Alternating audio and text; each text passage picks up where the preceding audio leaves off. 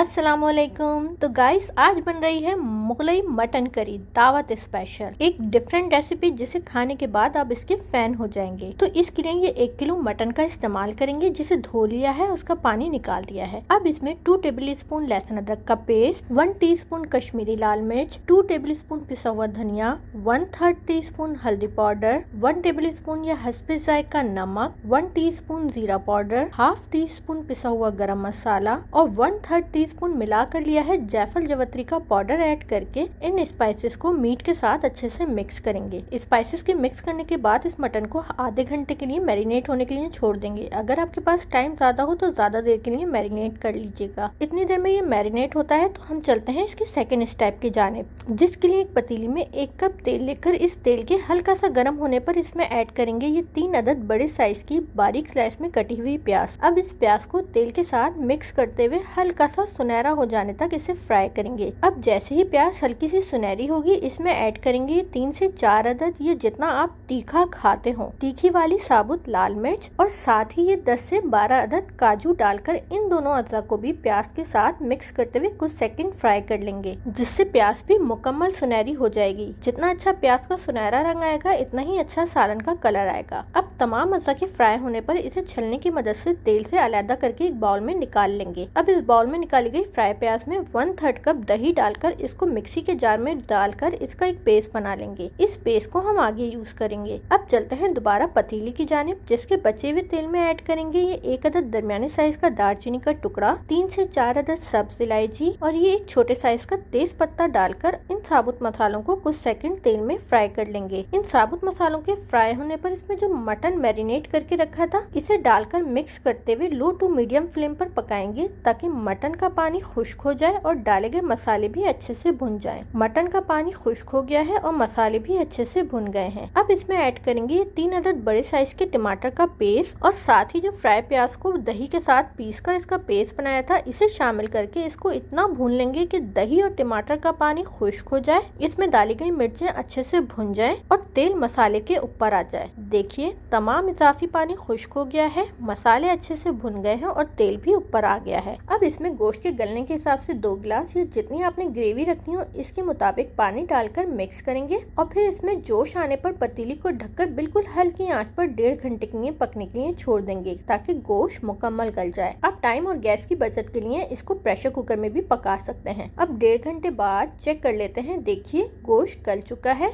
और ग्रेवी भी बहुत मुनासिब है। क्योंकि ये करी है तो इसलिए इसको पकाकर गाढ़ा नहीं करेंगे, लेकिन अगर आपको भुना हुआ गाढ़ी ग्रेवी पसंद हो तो आप पकाकर इसको अपने मुताबिक कर लीजिए। मेरे हिसाब से इसमें इतनी करी काफी है। अब इसमें जूलियन कट की हुई अदरक डालकर इसे मिक्स करेंगे ताकि अदरक की खुशबू भी इसमें आ जाए। अब लीजिए जनाब, ये बहुत ही मजेदार सा मटन मुगलई करी तैयार है। अब इसे सर्विंग डिश में निकालेंगे और फिर गर्मा गर्म नान के साथ इसे सर्व करेंगे। तो कैसी लगी आज की आपको मुगलई मटन करी की रेसिपी? मुझे जरूर बताइएगा। शुक्रिया।